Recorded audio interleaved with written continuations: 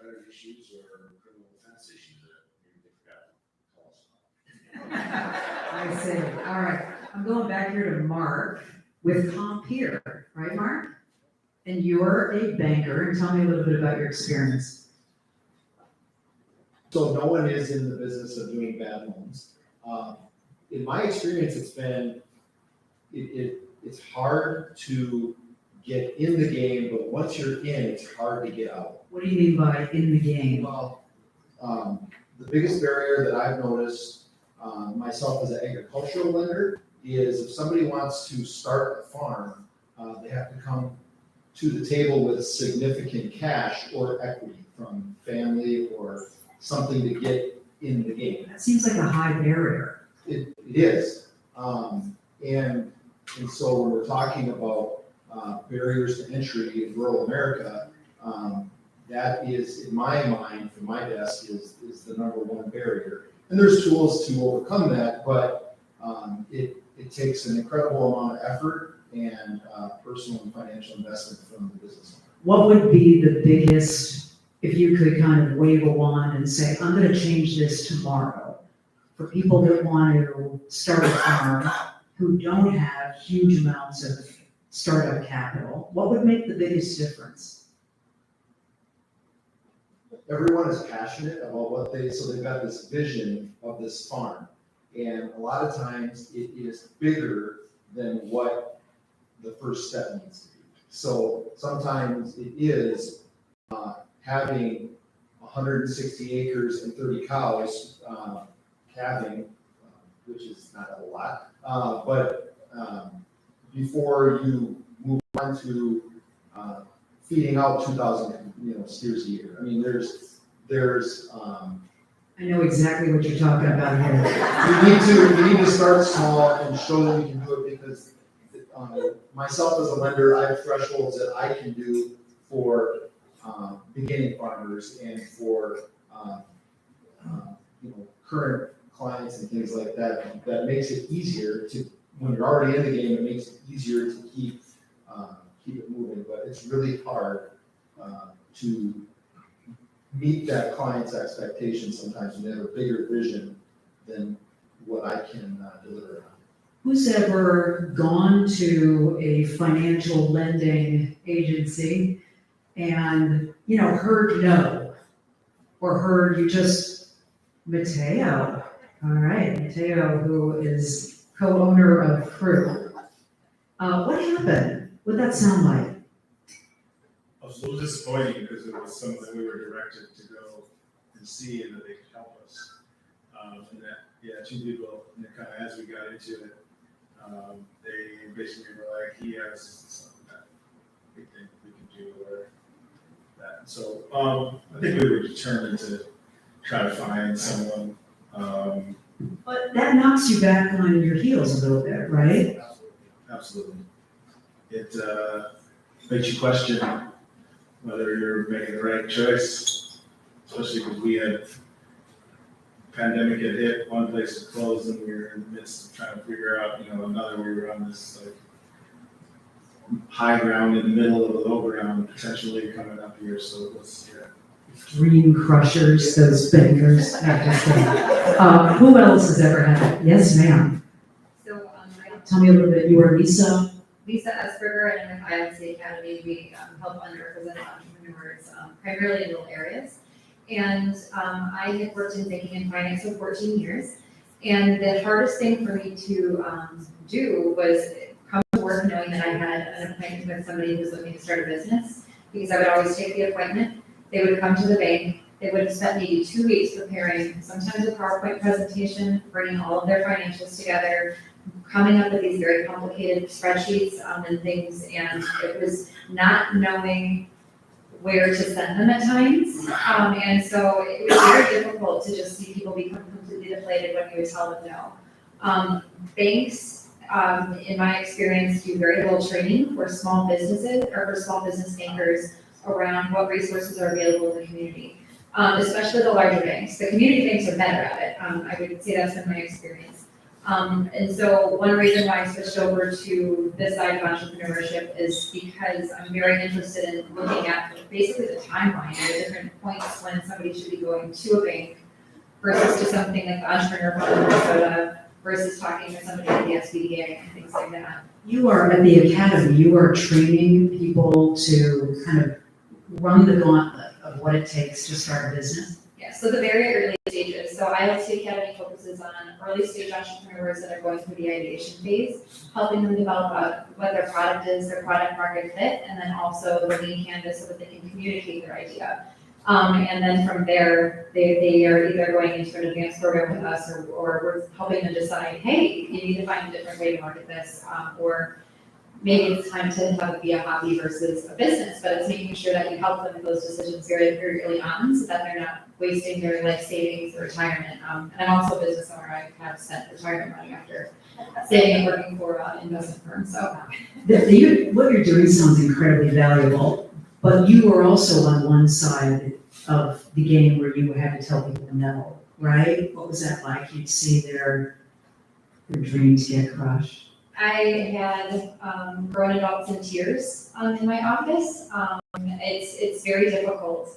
And you don't want to be the last place that they stop and then completely feel deflated and give up.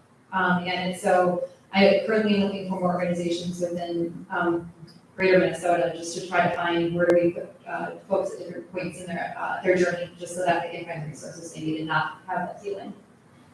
Who else has had experience where, Hey, what's your name and? we'll get that after.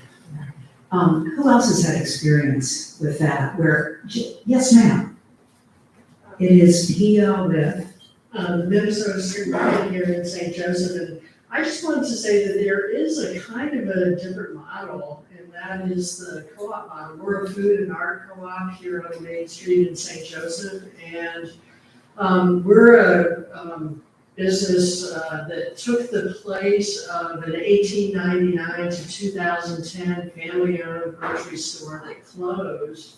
And this other model is the cooperative model. And so when that store closed, the community got together, everybody pitched in $100 and it reopened as a co-op. But it wasn't just those $100, it was one of the principles of co-ops. Minnesota has the highest per capita co-ops in the United States. It has a long history of co-ops. The Ace Hardware Store, the Stearns Electric, the utilities, and the cooperative principle number 7 is co-ops helping cooperatives.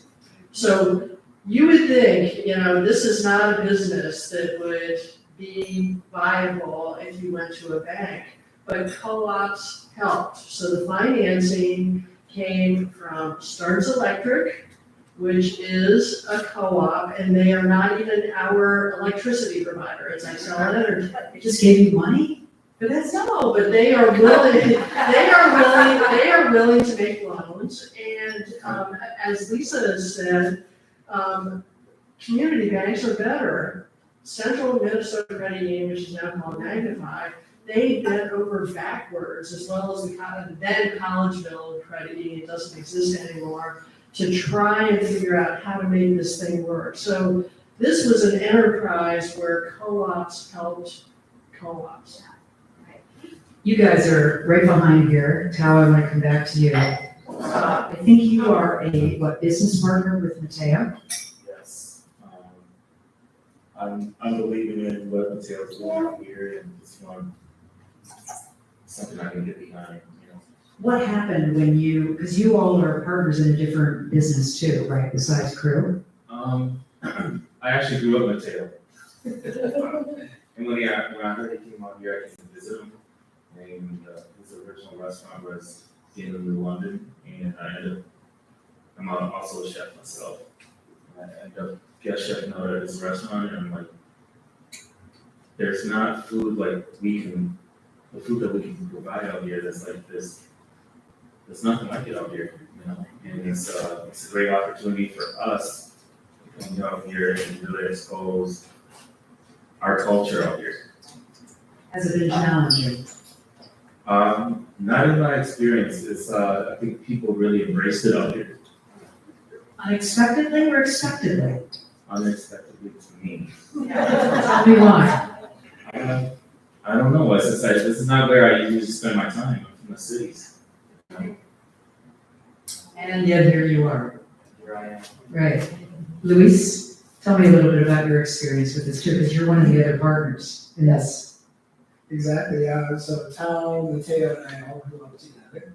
And Mateo is, I mean, anyone who's been around Mateo, he's a pretty inspirational person to me, from my perspective. And so, Mateo always had this big heart for farm to table and making sure that, you know, kids of color see themselves in that, see their story in that. And just has always, for me, been an inspiration in not putting, you know, self-imposed belief barriers on yourself and What do those sound like? it can't be done, you know, it's not the right time. Going back to the origin story of crew, it's not the right time. And so, yeah, it was immediately something that spoke to me. My story, my parents came to the Twin Cities from Havana, Cuba in the early 60s. And I just have been raised by people who don't believe in no, don't believe in can't. So that's been my experience, and it's beautiful to really see the legacy that Mateo's contributing to in this part of our state. So glad you guys came to support Mateo and to tell your stories. Way to go. All right, Matt, I want to come back to you as if you'll reintroduce yourself here to talk about kind of how you are solving what we've just been discussing, which is that where do I get the investment? I have this big dream, I've got a little bit of money, I can mortgage my house like Kevin did. Then where do I go from that? So tell me a little bit about how you guys are solving that. Yeah, so again, I'm Matt Verlack, I'm president of the Initiative Foundation. And I would say we're not solving, but we are part of a sort of a tapestry or an ecosystem of organizations that are trying to assist. And we do that in a number of ways. And to speak up for the bankers certainly want to do good deals that involve success on the part of the entrepreneurs, but just in some cases, the policies maybe don't allow for the banker to go as far as they would like. And so that's one of the ways that we can come in, and we serve at the Initiative Foundation as a little bank, as a gap lender, where we do deals in partnership with banks. So maybe the bank does 75% of the deal, and if the owner can't come up with 25%, we might do much of the 25% so that the owner has to bring less cash to the table, and then businesses are expanding or starting that wouldn't otherwise do so. We also heard about how when you're at the startup stage, you can go to ILT and get great training, you can go to Barry and the SBDC and get great training and other help with the financials. And then we also offer something that's complementary to that as well. It's called Enterprise Academy, and that is for folks that face some barrier to pursuing their entrepreneurial dreams. And around here, to a large extent, we have our Somali American neighbors who in some cases may face language barriers or maybe not as familiar with the regulatory environment they need to operate in, but have great ideas, great ambition for entrepreneurship. And so through our Enterprise Academy program, we offer 12 weeks of training in some basic business concepts and then one-on-one help as well, tailored to the individual. And then we'll even do direct micro lending. And our hope is that after we do some micro lending, those businesses have success and grow, then they move on to the banks and we're not even needed anymore. Thank you. What are some of the other barriers? Because Matt just mentioned that besides financing, there are other barriers to entrepreneurism. Let me come back here. Is it Sherry, Stacy? Tell me a little bit about your business and what you encountered when you were starting it. The name of your business is?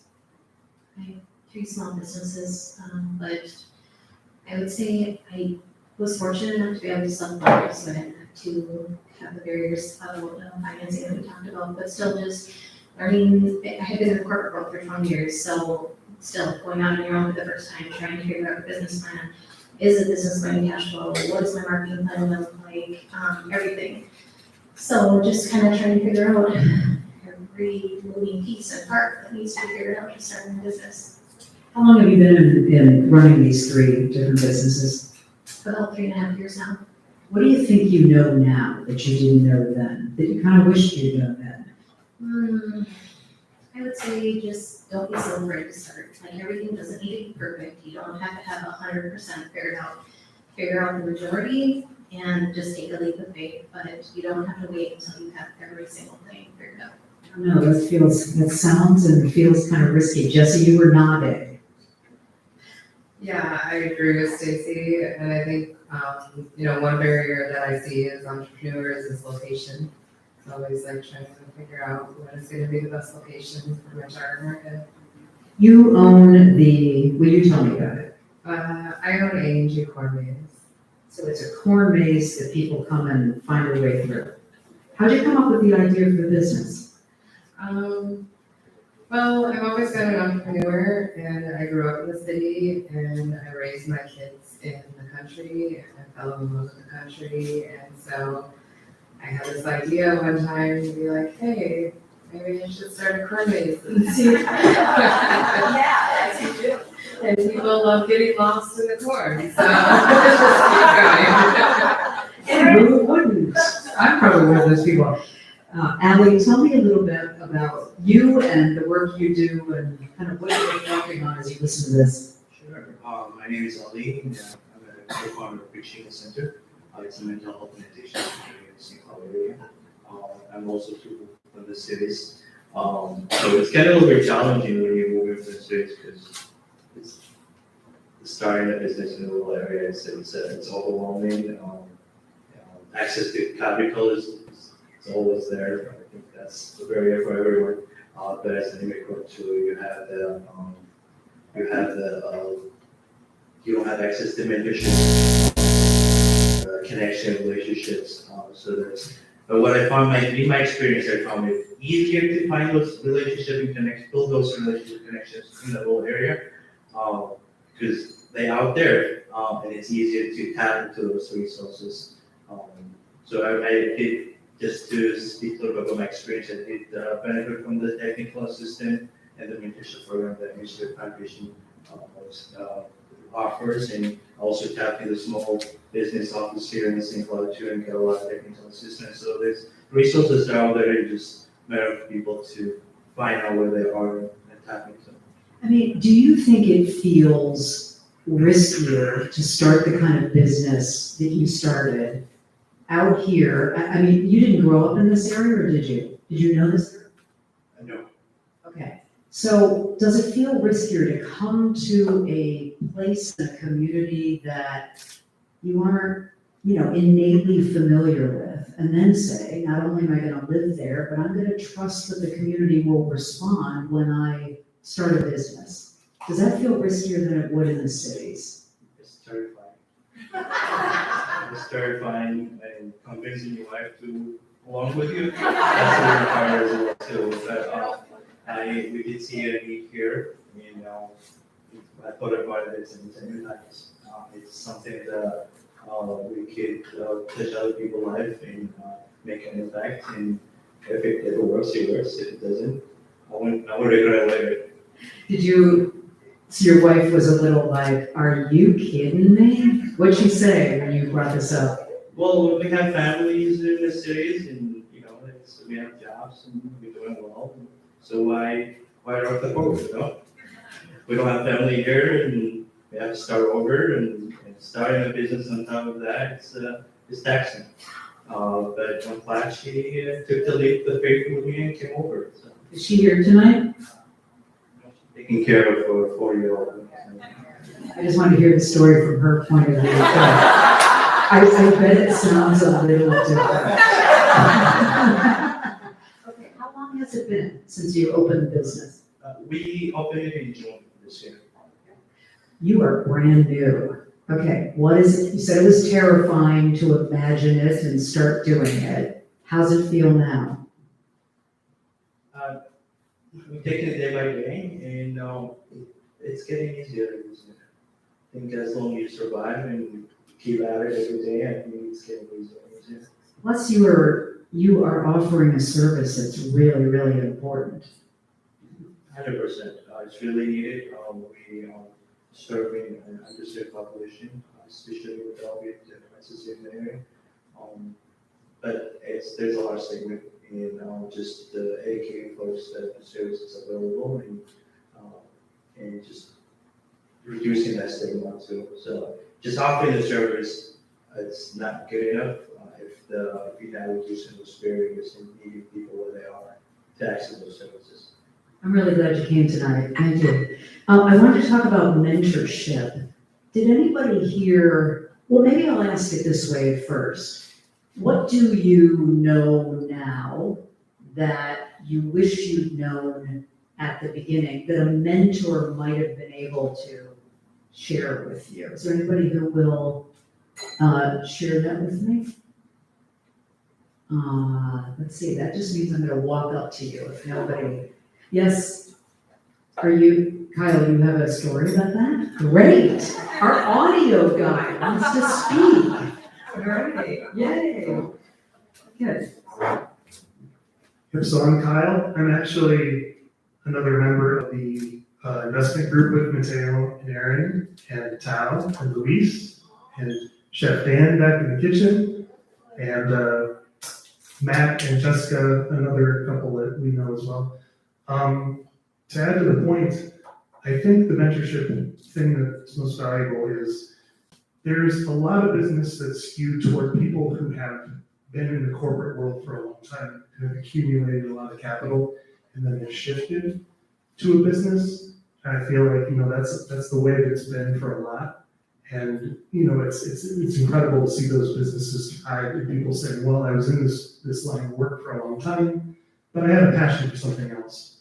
That being said, I think there's a lot of people out there who have the skill and the drive and the talent that they've nurtured, but they don't have that 20 years working in a financial firm or, in a more lucrative business, but they have that skill to bring to bear and they need that opportunity. And that's where the mentorship of like, well, can I work with somebody and talk to somebody who has, that experience from the business side, but the passion, I have is, has been developed. I know I can make that work. I just need someone to help with the business side. I think that's the thing that I really think could help with a lot of people is if they could have the business side covered, and then they can go ahead and do what they do best, is make things, do things, develop that skill. So that's what I believe. So. Beautiful. How am I doing with the mic? Okay. All right. I saw Matt kind of trying to get you to speak to this. Okay, great. Tell me a little bit about yourself and who you are. My name is Nora. I'm an initiator fellow at the Initiative Foundation. I'm a journalist and I launched a news organization called The Optimist. It's digital. We have a newsletter, the website's under construction. But through the program, I have a mentor. She's a marketing executive at a large business in Greater Minnesota. I was just thinking at the time, I gave a presentation that was not very well received, and I told her about it, and she said, you can feel bad about it, but you gotta move on. Not everybody is gonna be in your market, not everybody is gonna be your fan, but you gotta go back out and find your fans. So it's another one of my mentors is here, and a lot of people in the community have been really supportive. I benefited from the IoT program. I've been to the SBDC office as well, of course, the Initiative Foundation. But yeah, all of these people, I have an official mentor, but there's mentors throughout the community. And I'm not from here. I've lived in Minnesota for 4 years. I grew up in Indiana. But once you start to get out there, there are a lot of generous people who are willing to support entrepreneurs, support business, support people who are trying to give to the community. This is really impressive. So is it news that is uplifting or The Optimist? Yeah. Yeah, it's solutions journalism. You may be familiar with it as a journalist. It's rigorous evidence-based reporting on responses to problems instead of just problems. It kind of takes on the negativity bias in the news, which people talk about bias all the time, but they talk about other kinds of bias. Solutions journalism really combats the negativity bias, which we can affects all of us. It has resulted in people tuning out, people stepping back from civic society as well as the news. So, I mean, yeah, there's so many issues in the industry that I'm trying to take on, and whenever I talk about it, except that one time when I didn't have a very receptive audience, people are nodding, people are asking how they can help. And, yeah, Greater Minnesota has been incredibly receptive, and that's the audience that I'm serving. That is great. Congratulations on such a great idea. I'm glad you're here. Who is your unofficial or official mentor who's here? Brian's my own. Brian. Unofficial mentor. Okay, unofficial. So Brian, I'm coming over. Tell me a little bit about yourself. Yeah, I also work for the Initiative Foundation, the Inclusive Entrepreneurship. So oversee our small business lending and our entrepreneurship programs and services. And in my spare time, serve as a mentor for at least one of our fellows. So what do you find that you can offer as a mentor that even maybe the entrepreneur doesn't know they need? Yeah, it's finding someone, I think, who is kind of a combination of some of the lived experience. My background is in journalism. I was a newspaper editor before I ended up in this field. And then somebody with the outside perspective. I think somebody who has sort of a rich, immersed experience of the region and has a context of what the entrepreneur is trying to do, but also has a step or two of remove to try and see that the chessboard that they're working with at a higher level and kind of support them as they're making their moves and really kind of moving towards success. One of the things, oh, yes, our state senator is willing to speak. Okay, introduce yourself if you will. Well, my name is Eric Button. I'm the state senator who represents this area in the Richmond area. I'm sorry for making one so far. That's all right. I apologize for that. But it seems to me like we're talking a fair amount about dreams being crushed. And I am not pro crushing of dreams, especially not in an election year. But I will say that. Including yours. Right. One of the things I think is really important about the conversation is that an educated dream is less likely to be crushed. And we have incredible resources in this community, especially with ILT Academy, with the Initiative Foundation, and with BEAR, the Small Business Association. We have people who educate the dream before it can get crushed. And we do that in Central Minnesota in a really profound way. And so one thing I think is important is that it's my understanding that Aaron came here because we're special. Central Minnesota is special. We have opportunities like those represented by the Initiative Foundation and ILT and the Small Business Association, where people will help people come up with good, purposeful dreams that can be fulfilled and don't need to be crushed. And I think that's really important. And also, people come to Central Minnesota to go to Mateo and Aaron's restaurants. So the whole Greater Minnesota versus the city's binary is just not accurate and it's not useful. We have resources here and we have people here who bring people to our community who will then go back to the cities too. It's a dialectical thing. It's not just people coming out here for us. It's us going there too. And I think it's really important that you realize the tremendous resources of Central Minnesota, the tremendous talent in Central Minnesota, the organizations who stand up for entrepreneurs in Central Minnesota, and also the entrepreneurs who do that work too.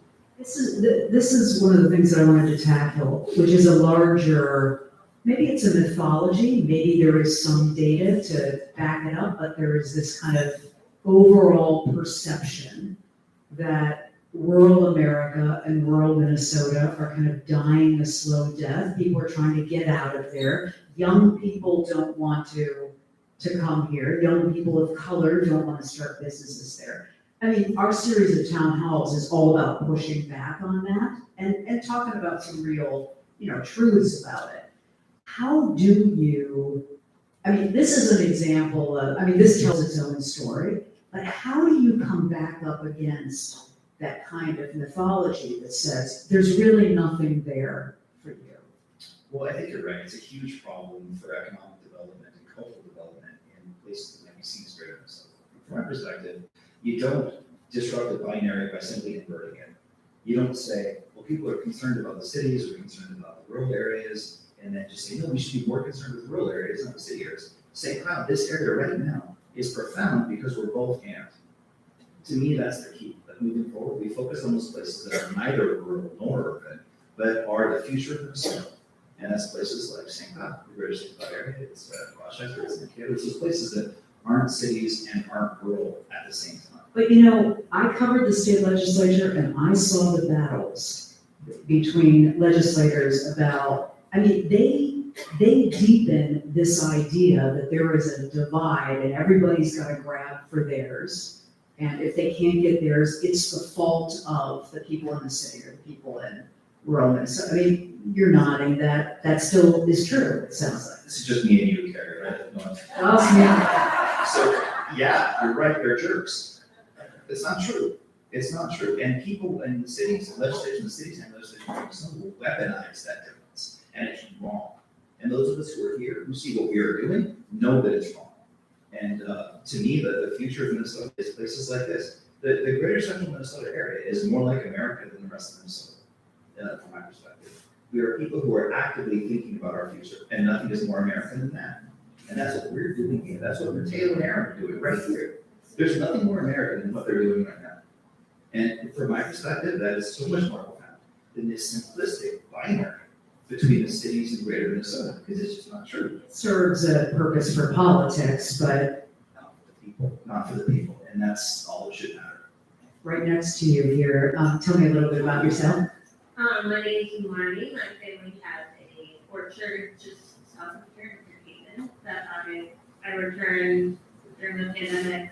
Like a lot of people ended up back at their parents' place, and I've been farming there since 2020. And I want to be a little candid that I want to be hopeful, and I am hopeful about the central Minnesota area. But to also be honest, that it's deeply lonely, or it can be. How so?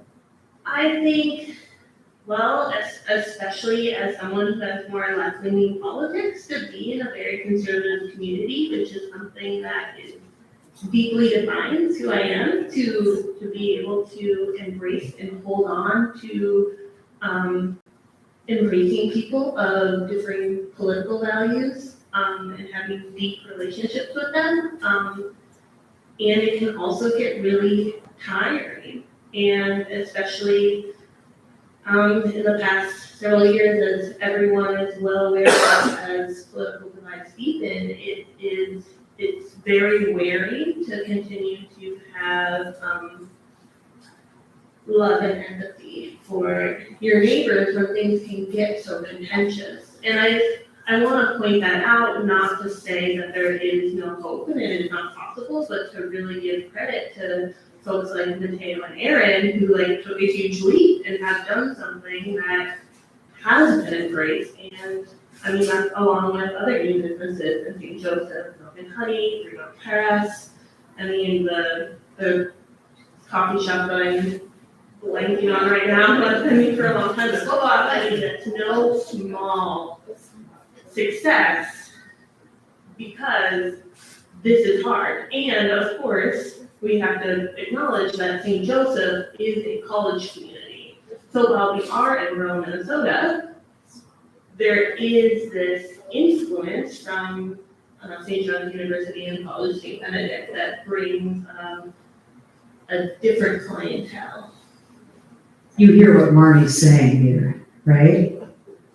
No, I actually do, but I also think that to a certain extent, people move around a lot more. You know, people come from different communities to come to new communities to do business, those kinds of things. From my perspective, I think that this space isn't just purple, it's gray. That's what Central Minnesota is that there are so many opportunities in the ambiguities between things. And that's where we are. To me, that's what defines Central Minnesota, is that I totally respect and understand your concern about feeling like a political isolate, but I represent you, and I'm not part of the problem, as I understand it, right? Well, no, but what I'm trying to say is that we're not as red and blue as people think we are.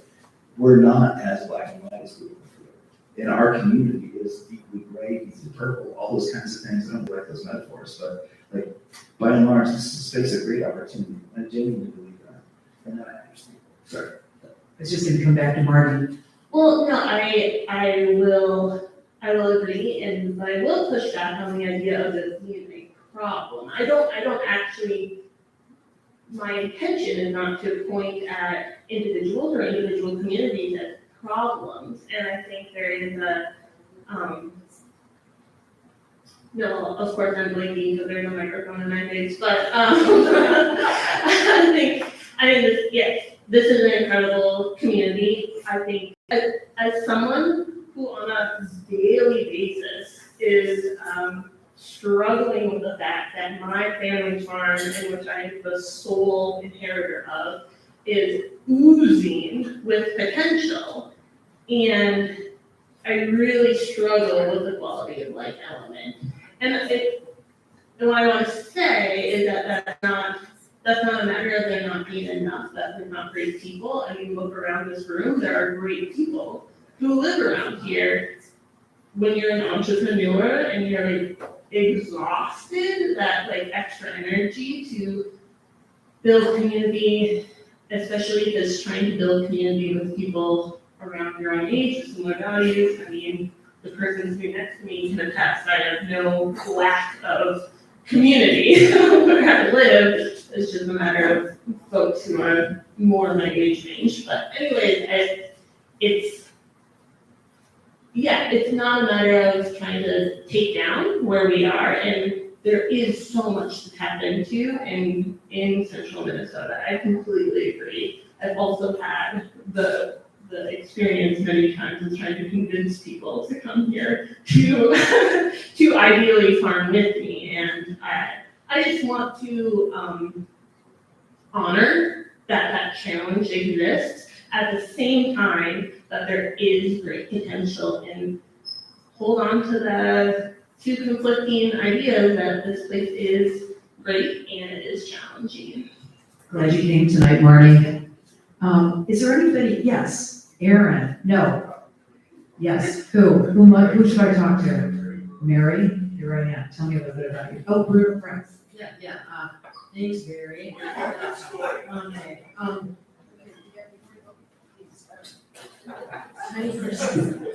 okay, what do you want me to? Tell me a little bit about your business, and Barry says you understand this idea, that it can be lonely, challenging. Yeah, thanks for being Barry. No, he knows. I go way back with Barry, but I have my business is called Bruno Press. I own a print shop here in town that I inherited from my father when he passed away in 2003. And when I moved back from the big city, which I always assumed I was a big city gal, here I am. I had no idea how to run a business. Some would argue I still don't.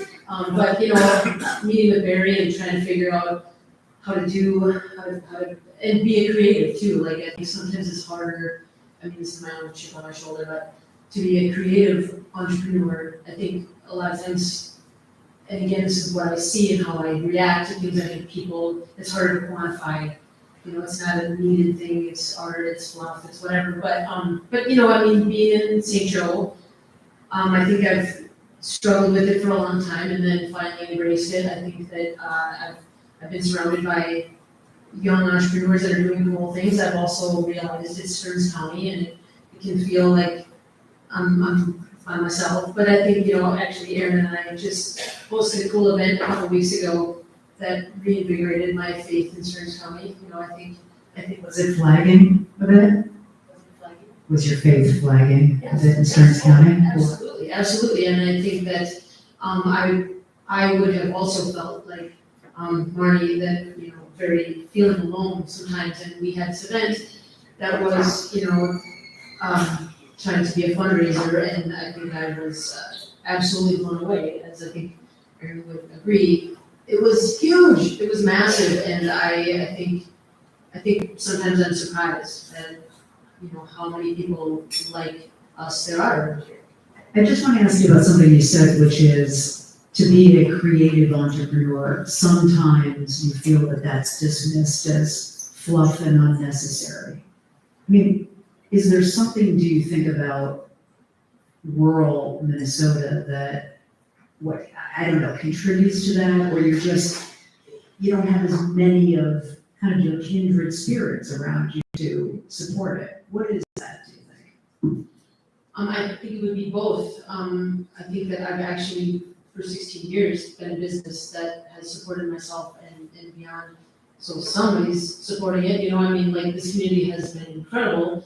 But still, it's the people that come into my shop and see what it is, and, you know, I've been teaching interns from local colleges for 12 years, I mean, like, there's things happening in there, but I think there's still a contingent of people that think I'm just playing and hanging out and painting mailboxes and coloring or scrapbooking, not that there's anything wrong with that, but, you know, like, I mean, I'm actually doing things, and sometimes I feel like and it is a small contingent, but then constantly defending that, no, it's real, I swear to God, it's real, you know, but most people get it, you know, a lot of people don't, and I think that's part of why I'm always trying to get people into my shop, because nobody knows what leather training is, unless you're a leather restaurant. Okay, so the name of the shop is Brumio Press. All right, it's a little commercial for it right here. Erin, I want to ask you about whether when you were moving out beyond the cities and you were telling your friends and colleagues about this, what did people say? Tell me. Well, I'm Erin with Mateo's partner. People asked us if we were crazy. Mostly because I think a lot of people listen because of my age. When we moved out here, I was 25 years old. Starting a business at that age, especially being a female, I got a lot of questioning. Do I know what I'm doing? Am I good enough? All that good stuff as a young woman, you get asked whether or not you're opening up your own business or not. But yeah, people questioned everyone. My parents even were like, we need to go see, where is New London? Where in the state even is that? You're going with who? Your partner? You're not married? Are you crazy? You know, all that kind of stuff. So doubt from our friends and family, but we are lucky in our own skin. We're stubborn and confident in ourselves and push through all that. And now my dad works for us, so. Well, and that's where that story went. Mateo, I'm just curious about what you said when people said, what are you doing? Are you crazy?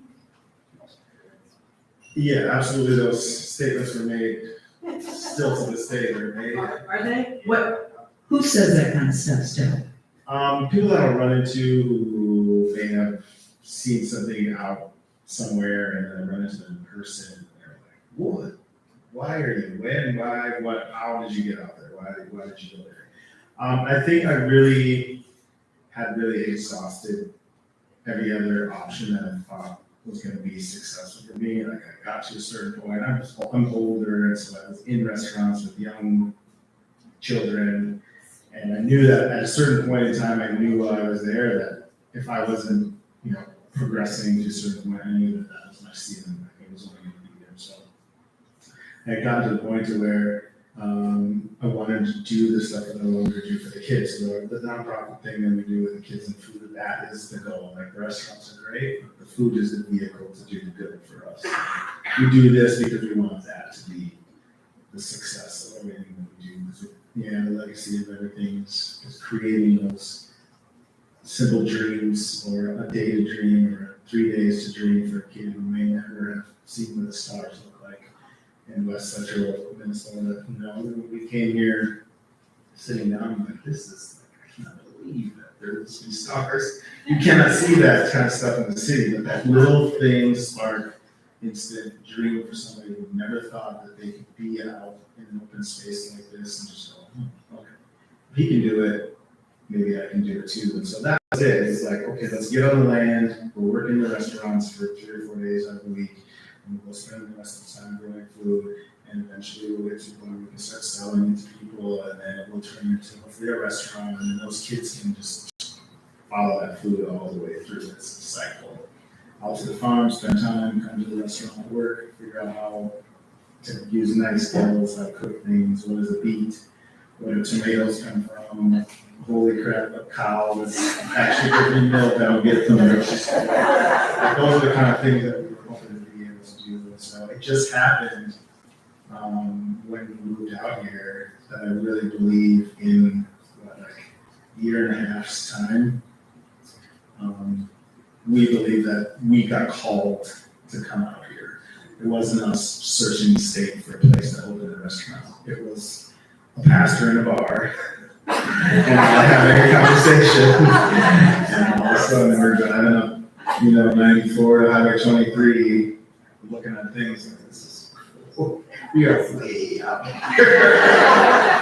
But that one relationship, that one person spanned 4 years, which turned into an invitation, which turned into us having the desire to risk whatever we had going on in the city to come this way, and then just seeing it start to, the pieces started to fall in place, and then here we are.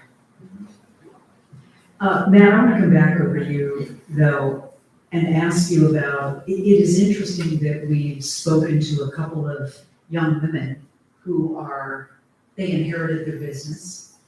They're out here trying to make a go of it. It sounds like they're doing well. But they are candid about how lonely this can be. I'm sure this is something you think about when you're not shelling out money or making loans. You're thinking about, how do I support them emotionally, right? Yeah, I mean, I think probably, sorry, don't grab. No, go right ahead. You trained me, you're gonna have to. I think entrepreneurship in general is probably a lonely endeavor to a large extent for everyone. And then depending on what your lived experience is, you may face additional barriers, including potentially loneliness, but many others as well. And so that's why I am loving hearing all this conversation tonight, so that everyone is reminded you are not alone. And there are people who are swinging away every day trying to make it work. And there are also people and organizations that want to support you and bring to bear what resources they have. We've talked about several tonight, and one that we haven't mentioned, but is also represented here, is the Greater St. Cloud Development Corporation. They're a great force for unifying some of the economic efforts in the Greater St. Cloud area. We have folks from Little Falls behind me as well, and running a bike shop. Thinking about giving kids opportunities. I see kids at your shop all the time who are excited to be rolling down the street if they've learned how to ride a bike. So, there's plenty that would happen maybe sort of on its own, but then some of these organizations you've heard about tonight are here to fill in the gaps. And together, it just makes for a more prosperous place that more people want to live and raise their families. We've been going about an hour. Yes, Nikki, coming over there. I want to hear from some of you on things that I have not asked about, things that we really need to hear from. All right, Sure. Karen. Yes. So I am Karen. I work at Compier Financial here locally in Green Park. Just 20 minutes on Compier. We are one of the 3 government-sponsored entities, or GSIs, supported by the government. So Fannie Mae, Farmer Mac, and Farm Credit. So we were created in 1916 with money sent through local regional banks to help those in agriculture when the Dust Bowl was happening, when the financial crisis was occurring, and have persevered many years later. I just want to let the people in this room know that we see you and we hear you, and we acknowledge you. Being a longtime Stearns County resident who was able to leave this area and 20 years later come back, our lives are richer because of people like you in this room. We at Farm Credit give back 1% of our earnings. We are also a co-op, helping co-ops. We are a farmer-owned cooperative. And it's important enough for us to see businesses like yours thrive because of the diversity, because of the excitement that it brings to a rural area. We have found recently that community colleges, technical colleges are kind of this deep dark hole of needing funding, and nobody's helping them with these trade jobs, with these careers that lead people in the local area to be able to have the skills to be entrepreneurs, start their own businesses, be self-sufficient. We've started up 2 meat cutting programs into local co-op area, or two community colleges, because it's a lost art, right? People aren't there, putting up their hands saying, I have somebody to take on this business. So just know that we see you, we hear you, we understand that our rural areas are better because you're here. In the last 9 months, our larger leadership group I've been a part of just having conversations about what is the future of rural America. It is our job to support rural America, so how do we continue to evolve and change? And that doesn't look like the Stearns County I lived in as a child, that my parents grew up in. It is changing. We see you, we hear you, we're here to support you. You're doing good stuff. Karen, thank you so much. Okay, just a couple minutes left. Some things that I haven't brought up. Sir, you may come back here. Okay, sorry, I'm sorry, I see you now. You are? I'm Rick Schultz, the mayor of St. Joseph. Mayor, glad you came. What do you want to add? Well, I want to say that I lived here for 38 or 39 years, and we've seen the transformation. Kelly being at is the same thing, Corey, there's probably other here in St. Joseph that have seen the same thing. There's no community that I'm aware of that is so enriched with believing in small business. And we embrace it. We want to continue. You know, I'm the biggest cheerleader there is in central Minnesota for St. Joseph. I want to say, I'm not sure that we're rural as much as this is the rural voice. We're suburban, we're kind of rural, we're on the outer edge of St. Cloud. We have the best benefit of being our own entity with greater metropolitan areas close by. So we have a lot of things going for us. And so we embrace, Mateo did a great, everybody here has done a great thing. I can talk to Bad Habit, Aaron, and Jason, and Bella Cucina, and Eric Bruno, and all the businesses in here have really invested in themselves in this community. And so we believe in ourselves. We invest in ourselves, and we support ourselves. I can't think of another community that would do more than we've done. Business is for, you want mentorship? Any business here would mentor anybody else to help them get started. I think our biggest problem is finding space for people to come here and start. And at the same time, the city is really open to any kind of, if you talk to the city, we would help you start anytime you want. We would bend over backwards to get a new business here. Right now, we just don't have the space. We don't have the buildings, we don't have shovel-ready lots, we don't have the space. But man, if you have an idea, come to us, come to me. We'll make it happen. I mean, we really will. I'm sorry. I apologize. No, this is great. That's it. We are here, man. This is it. All right, I think that's a great place to end. We can keep the conversation going informally. No, that's perfect. I have to tell you, when we thought about this, we didn't know who was going to show up. To be able to listen to your experiences and benefit from what you've been through. I said I wanted to hear hopes and dreams, and I did. So thank you all very much for coming and sharing your experience. Little applause for yourselves.